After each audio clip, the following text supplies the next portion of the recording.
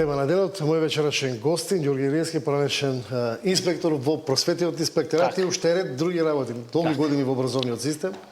Па повеќе од 40 години. И од денешна перспектива, ако гледате, изминативе 30 години образовниот систем оди напред или назад?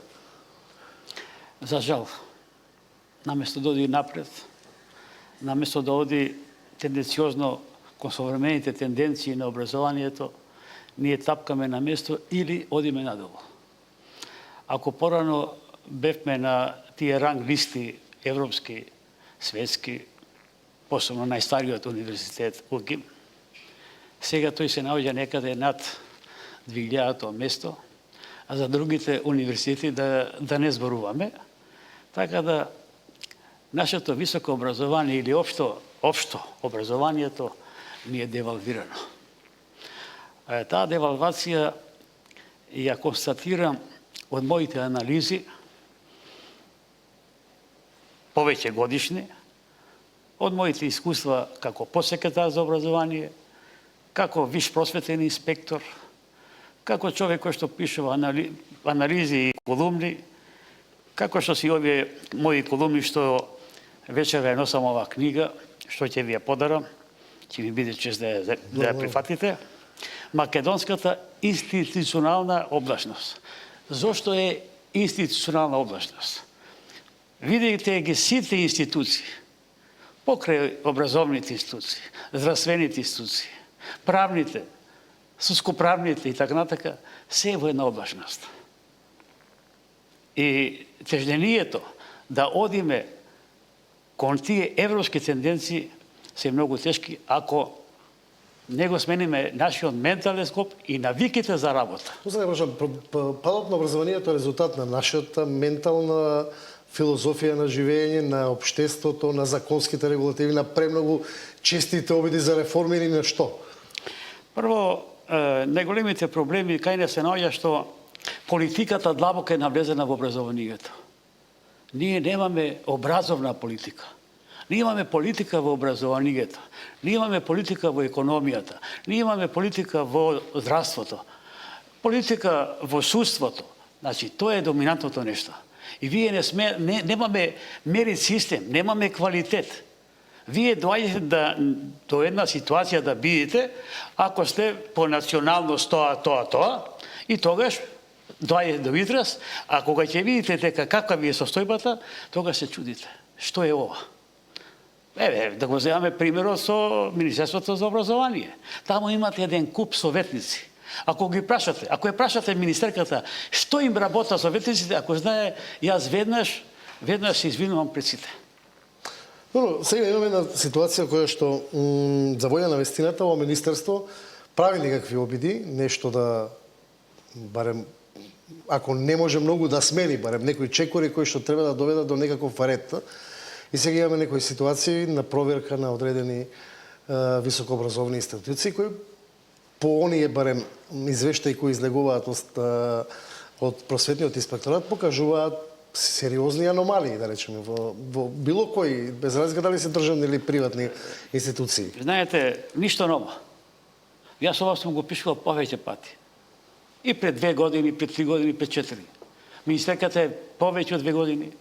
Јас сум и укажувал на многу работи. Прашањето е, како може да имаме 20 економски факултети, 20 и нешто правни факултети, не знам менеджмент, не знам какви, така натака. И сега, ако ја ставиме ситуацијата дека се виновни само приватните, многу се лажеме. Нема, добро, не зборуваме случаите се на филозофски факултет, да речеме, сакам да кажам, приватните ако ги ставиме. Или ако ги ставиме само јавните, државните, тогаш правиме грешка. Треба да навлеземе во суштината на проблемите. Вие сте биле инспектор во таа работа. Како, да речеме, тие случаи со запишување на постдипломски презапишување, каде е тука грешката во правилниците на факултетите, во недоволно разјаснените законски регулативи, процедурата, како тоа се случиле тие? Вака сега. Прво, секоја студиска програма се акредитира. Значи, мора секоја студиска програма да се акредитира. Ако не е акредитирана, тогаш имаме проблем, значи имаме законски пропуст. Значи, во конкретниот случај, Ова што го сега се подигне како скандал, така наречено во наводници е скандал, поголемата проблематика е скандалот што се случува во Министерството за образование и наука и во Државниот просветен инспекторат кај моите колеги, кои до вчера јас им бев претпоставен. Зошто? Вие кога одите да проверите дали на Филозофскиот факултет, на Институтот за специјална рехабилитација и така натака, поранешна Институт дефектологија, што како поем дефектологија не прифаќам, ние немаме... Но не е битно, земе било кој факултет да речеме. Сакам, а конкретно е тука проблемот сега, што се направи.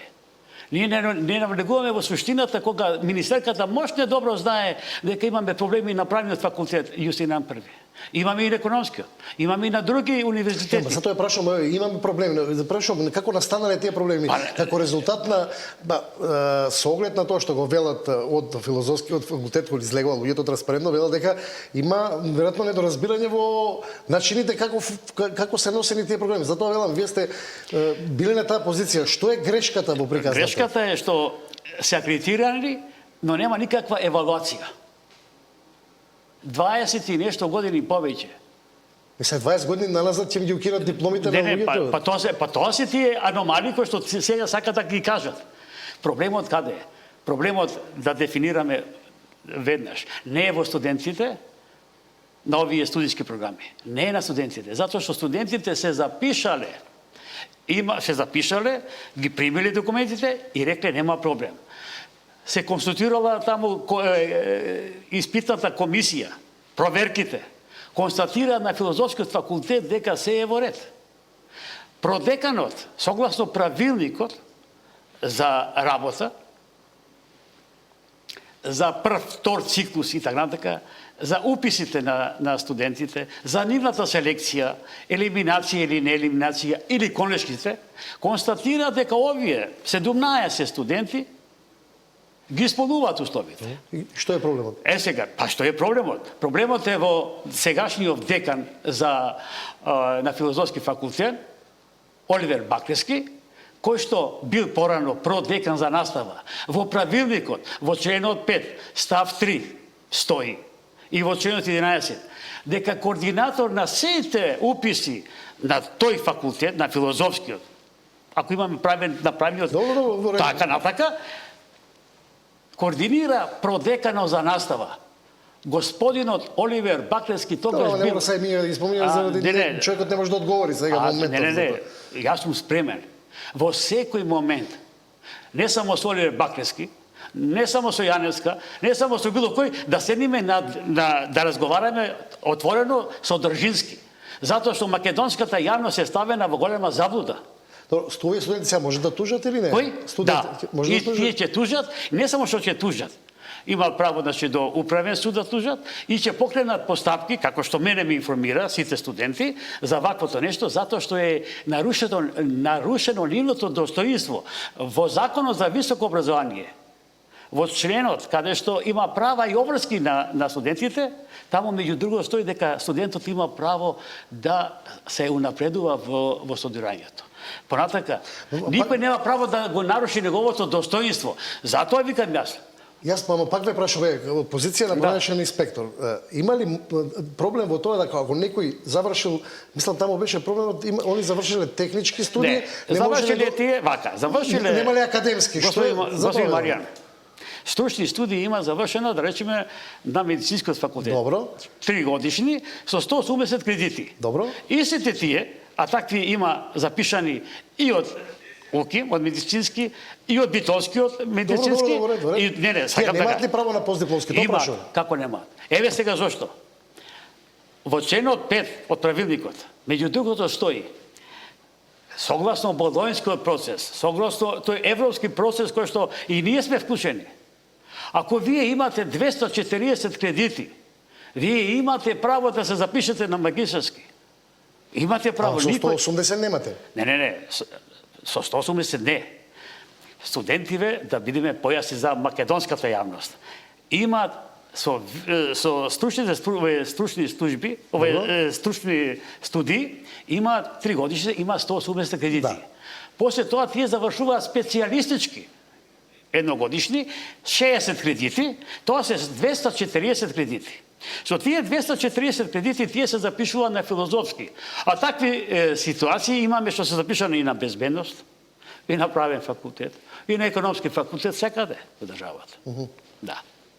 Сега, се запишуваат таму, во студентски прашања ги даваа студентиве, ниту ги фатиле за грло, дај запечатиме и не, ги ставиле. Целокупната документација е доставена до комисијата определена. Не, разбравме, таа ги верификува. Сега таа ги гледа и ги констатира дека нема проблеми. Во тој случај, понатака што оди, примените студенти склучуваат договори, заемни договори, каде што за приемот на студентот, од една страна подпишан е деканот на факултетот, од друга страна е студентот. И таму има права и обврски. И таму си стои дека законски се запишане. Добро, веројатно тоа ќе... Друго сакам да прашам, просветниот инспекторат, вие кога бевте, работи редовно на проверка на вакви или адхок кога ќе има поттикнување? Не, зависно. Зависно. Зависно и политички како се расположени. Во мојот период, јас кога бев... Сигурно работеле? Не.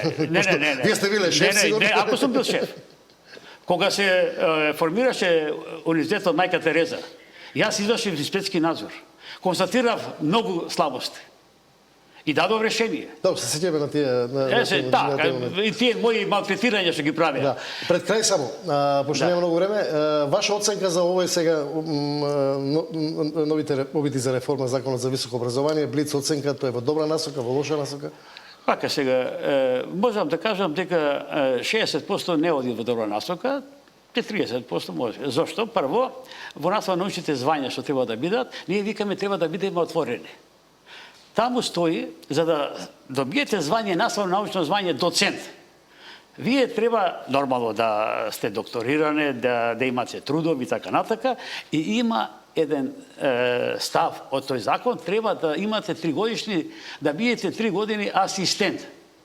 Дали можат сите да бидат асистенти? Тоа е веќе затварање на системот. Кога велиме дека ние треба да бидеме отворени, и луѓето кои што студираат во европските земји, на тие првите 100 универзитети од Шенгенската листа, може да се вратат назад. Како ќе се вратат?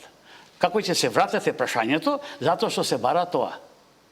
Се бара. И во таа дадена ситуација, при затворениот систем, како што го имаме, тогаш едноставно тие нема ни да се вратат, како што и 389 студенти кои што добивале стипендии, и не се вратиле повеќе од половината, министрите не се реализирани. И втор момент што не е добар, укинати се насловните звања, наставно-научните, односно научните звања, наставни звања за наставен доцент, вореден. А 30% од универзитетите се со наставни звања. Благодарам за Августин. Благодарам.